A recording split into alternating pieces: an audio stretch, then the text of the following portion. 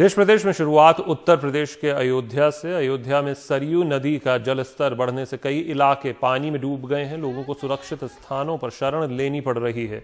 लोगों का कहना यह है कि कई वर्षों बाद यहां पर ऐसी बाढ़ आई है। पहले भी पानी आता था लेकिन 2-3 दिन में निकल जाता था, लेकिन इस बार 1 महीने के बाद भी पानी नहीं निकला है। सरकार की ओर से राहत सामग्री फिलहाल बांटी जा रही है। खाओ।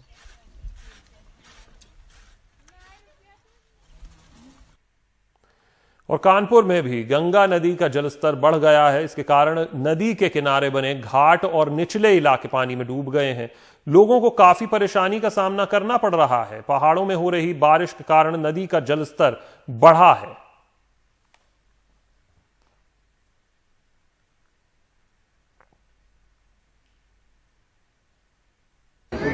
और उत्तर प्रदेश के मुरादाबाद में गागन नदी में मछली पकड़ने के दौरान 2 सगे भाई डूब गए। हादसे की जानकारी तीसरे भाई ने परिजनों को दी, जिसके बाद देर रात तक पुलिस दोनों भाइयों की तलाश करती रही। परिजनों के मुताबिक 3 सगे भाई अपने दोस्त के साथ मछली पकड़ने गए थे। जब यह हादसा हुआ, एक युवक तेज बहाव में डूबने लगा तो दूसरे ने उसे बचाने की कोशिश की, लेकिन वो भी डूब गया।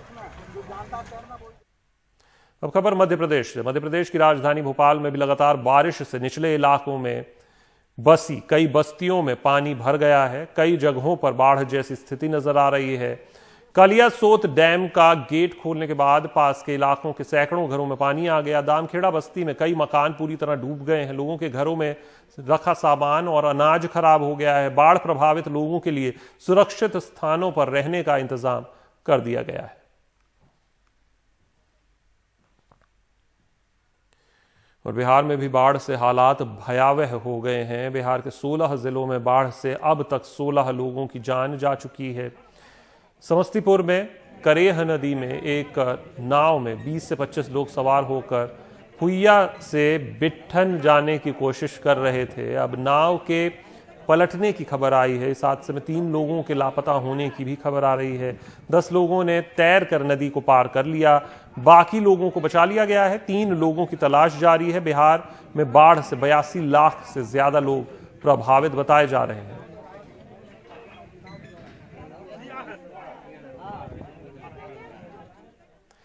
जम्मू कश्मीर पुलिस ने बांदीपुरा जिले में आईएसजेके ग्रुप के 5 आतंकियों को गिरफ्तार किया है। इनमें से 4 बांदीपुरा के हैं, जबकि 1 श्रीनगर से। इनके पास से कई आपत्तिजनक चीजें भी बरामद हुई हैं। इनके पास से हथियार और असलों के अलावा मैट्रिक्स शीट्स और आईएसजेके फ्लैग भी बरामद किए गए हैं। ये आर्मी कैंप पर हमले की योजना से रेकी भी कर रहे थे।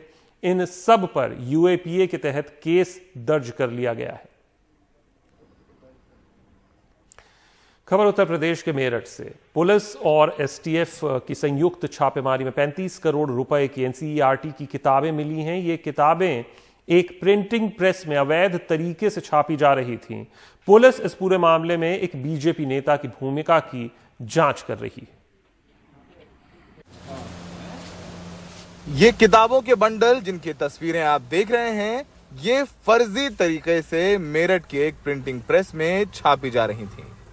ये सब पहली से लेकर 12वीं तक की एनसीईआरटी की किताबें हैं, जिनकी सप्लाई दिल्ली, हरियाणा, राजस्थान, उत्तराखंड से लेकर राजस्थान तक होती थी। इस कार्रवाई के दौरान 6 प्रिंटिंग मशीनें भी जब्त की गई हैं। एसटीएफ और मेरठ पुलिस का एक ज्वाइंट सूचना के आधार पर छापेमारी हुई थी। ये जो व्यक्ति जिसके नाम से सचिन गुप्ता है, सारी चीजें थी। सचिन गुप्ता की तलाश के लिए भी टीमें लगाई गई हैं। जानकारी के मुताबिक इस पूरे रैकेट को चलाने वाला सचिन गुप्ता मेरठ के वरिष्ठ नेता का बेटा है। सूत्रों की माने तो आर्मी इंटेलिजेंस की सूचना के बाद एसटीएफ ने छापेमारी की। इंटरनेट से एनसीईआरटी की सॉफ्ट कॉपी को डाउनलोड कर छापी जाती थी किताबें। एसटीएफ को कई बड़े विक्रेताओं के नाम पते मिले हैं जहां ये किताबें बिकती थीं। 500 करोड़ से ज्यादा की फर्जी किताबों की बिक्री हो चुकी है। एनसीईआरटी अपनी किताबों को छापने के लिए प्रकाशकों को अधिकृत करता है, और कोई प्रकाशक बिना अनुमति के एनसीईआरटी की किताबें छापता है तो ये कानूनी अपराध है। मेरठ पुलिस की नाक के नीचे सालों से फर्जी किताबों की छपाई का कारोबार चल रहा था, उन्हें भनक तक नहीं लगी। लेकिन जब एसटीएफ ने उनको इतला दी तो उन्होंने छापेमारी की। एक बीजेपी नेता का भी नाम सामने आ रहा है। ऐसे में कहा जा रहा है कि पूरे देश भर में इन फर्जी एनसीईआरटी किताबों की सप्लाई हुई, और जो हो सकता है कि जो आपके बच्चे भी किताबें पढ़ रहे हों, भले ही जो कंटेंट है वो सेम हो, लेकिन वो किताब अवैध रूप से छापी गई है। नई दिल्ली में सौरभ शुक्ला, एनडीटीवी इंडिया। खबर उत्तर प्रदेश के वाराणसी से। प्रधानमंत्री के संसदीय क्षेत्र से गंगा किनारे बसे शहरों में बनारस स्वच्छता की रैंकिंग में पहले नंबर पर आया है। सुनकर लगता है कि पूरा बनारस स्वच्छ हो गया है, साफ हो गया है, लेकिन ऐसा है नहीं, और ये बात शहरों की ओवरऑल रैंकिंग में भी साफ दिखाई देती है। प्रधानमंत्री का संसदीय क्षेत्र होने के बावजूद वाराणसी ओवरऑल रैंकिंग में 27वें नंबर पर है। 2016 के 73 शहरों की रैंकिंग देखें तो बनारस का स्थान 65वां था। एक रिपोर्ट। साफ नजर आ रहे बनारस के इन घाटों ने 2 साल पहले से शुरू हुई गंगा किनारे की स्वच्छता रैंकिंग में बनारस को अव्वल नंबर पर पहुंचाया, लेकिन इससे पूरा शहर साफ नहीं हो गया। अभी भी सिंचाई कॉलोनी के बाहर पड़ा ये कूड़ा स्वच्छता की रैंकिंग को मुंह चिढ़ा रहा है। इसी की तरह शहर के दूसरे इलाकों में भी पड़े कूड़े इस रैंकिंग के दामन पर दाग है। शहर की जो प्रमुख स्थान है, जैसे भारत माता मंदिर देख लिए, ट्रामा सेंटर बीच जहाँ कोविड-19 का इलाज हो रहा है, और सारे अगल बगल के इलाकों में सीवर का पानी भर, कहने का मतलब कि घर के अंदर भी गंदगी और घर के बाहर भी गंदगी। आखिरकार स्वच्छता सर्वेक्षण में क्या दिखाना चाहते हैं? अलग अलग इलाकों में बहता सीवर का पानी न सिर्फ इस रैंकिंग पर पानी फेरता नजर आता है, बल्कि बनारस शहरों की स्वच्छता रैंकिंग में 27वें स्थान पर भी है। जानकारों की राय है कि बनारस अव्वल तो है, पर गंदगी में। सिर्फ सड़कों पे झाड़ू लगा देने का सर्वे लेके इसको एक नंबर नहीं कहा जा सकता है, क्योंकि अगर आप देख लें तो सड़कों पे 1 या 2 बरसात के बाद से सीवर के पानी जिस तरह से बजबजा के सड़कों पे आ जाते हैं, ये जो कूड़ा है, ये पॉलीथीन है, ये सीवर में जिस तरह से जमा है, वो इसको कहीं ना कहीं आईना दिखाते हुए नजर आता है कि देखो हम किस तरह से एक पायदान पे हैं, या हमारी सच्चाई ये है। 20 लाख की आबादी वाले बनारस से रोजाना 600 मीट्रिक टन कूड़ा निकलता है। घरों से निकलने वाले कूड़ों का ठीक से निपटारा नहीं हो पाता। रही सही कसर खराब सड़कें और नालों का पानी पूरा कर देता है। हम लोग 27वें स्थान पर हैं, प्रथम रैंक से 26 स्थान नीचे हैं, तो जायज़ सी बात है कुछ कमियां भी हैं। उन कमियों में सबसे इम्पोर्टेंट है कि हम लोग अपना डोर टू डोर अभी तक कंप्लीट नहीं करवा पाए थे। हालांकि हम लोग जनवरी से इसके प्रयासरत थे, और मार्च में हम लोगों ने एक कंपनी को AG enviro group, Anthony group enviro, इस ग्रुप को हम लोगों ने अब एक एग्जॉस्टिव टेंडर पूरे शहर में प्रत्येक घर से डोर टू डोर मैनेजमेंट का दिया है। हमें विश्वास है कि हम लोग जो इस बार की रैंकिंग हम लोग की होगी, क्योंकि हम लोग अक्टूबर से exhaustively, perfectly, fully segregated waste को हम लोग अपना लेंगे शहर में, और तो ये जो हमारा मिसिंग आयाम था ये हम लोग कवर कर लेंगे। प्रधानमंत्री ने स्वच्छता अभियान की शुरुआत यहीं से करते हुए बनारस की गलियों में झाड़ू लगाई थी, लेकिन स्वच्छता की हकीकत सबके सामने है।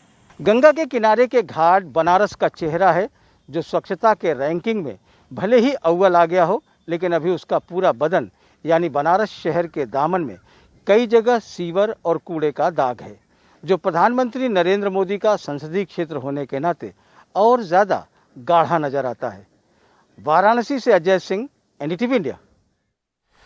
अब बात बिहार की करते हैं। बिहार के विधानसभा चुनावों की करते हैं, जो अब ज्यादा दूर नहीं रह गए हैं। बिहार में चुनावों के लिए तैयारियां जोर शोरों से शुरू भी हो गई हैं, लेकिन चुनाव आयोग की सक्रियता और कोरोना के कारण दिए गए उनके दिशा निर्देशों ने किसी भी तरह के संशय को अब फिलहाल के लिए समाप्त कर दिया है। राजनीतिक दलों की गतिविधियों का जायजा लिया है हमारे संवाददाता मनीष कुमार ने। देखिए।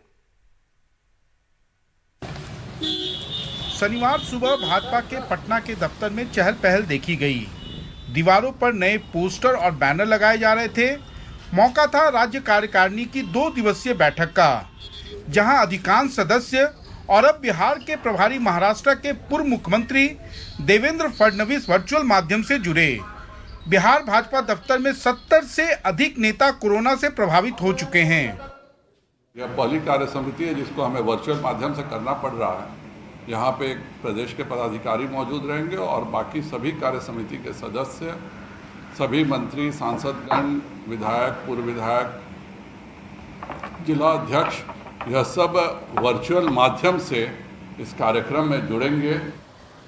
वहीं इसकी तुलना में विपक्षी राष्ट्रीय जनता दल कार्यालय में नेता तो नजर नहीं आए, लेकिन कार्यालय में तेजी से काम चल रहा है। नए पोस्टर और बैनर लगाए जा रहे हैं। वहीं जनता दल यूनाइटेड के कार्यालय में इन दिनों संवाददाता सम्मेलनों का दौर चल रहा है, जिसमें राष्ट्रीय जनता दल यूनाइटेड के विधायक शामिल हो रहे हैं। शनिवार को तो सभी दलित मंत्री और नेता सरकार की उपलब्धियां गिनाने में लगे थे, लेकिन यहां भी निर्माण कार्य जोरों से चल रहा है। 40 करोड़ के कल्याण विभाग के बजट को माननीय नेता ने 2007 में विभाग का निर्माण कराया और आज 1600 करोड़ से ऊपर बजट करने का काम किया है। वहीं मुख्यमंत्री नीतीश कुमार चुनाव के मद्देनजर अपने सरकारी कार्यालय से वीडियो कॉन्फ्रेंसिंग के माध्यम से उद्घाटन, शिलान्यास या कार्यारंभ कर रहे हैं और भाषण में लेकिन एक बात कहना नहीं भूलते। उपलब्धता के लिए और बेहतर बनाने के लिए, तो पहले जर्जर तार था, वो बदल दिया, कनेक्शन दे रहे हैं खेती के लिए भी और इसकी शुरुआत कर दी और आगे मौका मिलेगा तो हर खेत तक सिंचाई के लिए पानी पहुंचा देंगे। इस बात में कोई संदेह नहीं कि वर्चुअल बैठक हो या रैली, एनडीए को बिहार में विपक्षी दलों के ऊपर काफी हद तक बढ़त हासिल है, लेकिन सब जानते हैं कि असल चुनौती सभी राजनीतिक दलों के लिए कोरोना के डर से दुबके अपने कार्यकर्ताओं और मतदाताओं को घर से निकालने का होगा। पटना से कैमरामैन हबीब अली के साथ मनीष कुमार, एनडीटीवी इंडिया के लिए।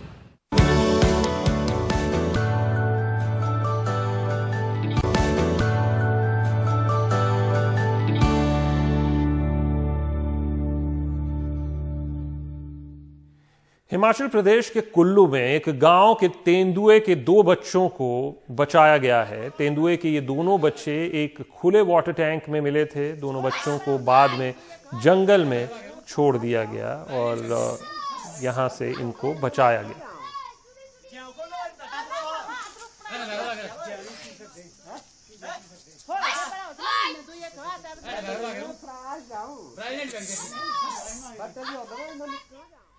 शिया धर्मगुरु कल्बे जव्वाद लखनऊ में यूपी सरकार के खिलाफ धरने पर बैठे। घर में ताजिया न रखने देने के खिलाफ उन्होंने ये विरोध जताया है। अब की महामारी की वजह से जो पाबंदियां लगाई गई हैं, उसमें यह है कि जुलूस की पाबंदी लगा दी गई कि जुलूस नहीं उठेंगे। तो हमने जुलूस के सिलसिले में मुतालिबा हमारा है, लेकिन फिर भी हमने उस पर इसरार नहीं किया। और इसके अलावा जो शाही दरी थी उसको भी उन्होंने उठने से मना कर दिया। चलिए ठीक, वो भी सही है। और उससे बड़ी ज्यादती ये हो रही है कि घर के अंदर ताजिया रखने की इजाजत नहीं मिली। हमने कहा छोटी दरियां जो होती हैं, छोटे ताजिए होते हैं, वो लाकर रख दिए जाएं घर के अंदर, ताकि वहां घर की औरतें मातम कर लें। और गणेश चतुर्थी के अवसर पर लुधियाना की एक बेकरी ने 40 किलो चॉकलेट से भगवान गणेश की प्रतिमा बनाई है। ये मूर्ति लोगों के आकर्षण का केंद्र बनी हुई है। इसे बनाने वाले हरजिंदर सिंह कुकरेजा का कहना है कि वो पिछले 5 वर्षों से भगवान गणेश की बड़ी मूर्तियां बनाते हैं और पूजा के बाद दूध में मिलाकर प्रसाद में उसको बांट देते हैं। उन्होंने कहा कि ये इको फ्रेंडली है और डेनमार्क के चॉकलेट से बना हुआ है।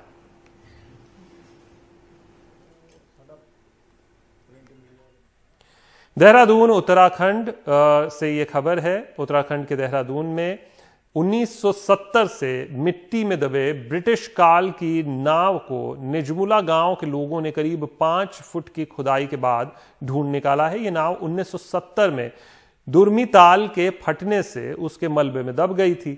1970 में इसका इस्तेमाल यहां बोटिंग के लिए किया जाता था। ग्रामीण दुर्मिताल को एक बार फिर संवारना चाहते हैं और पर्यटन के नक्शे पर उसको लाने की वो कोशिश कर रहे हैं।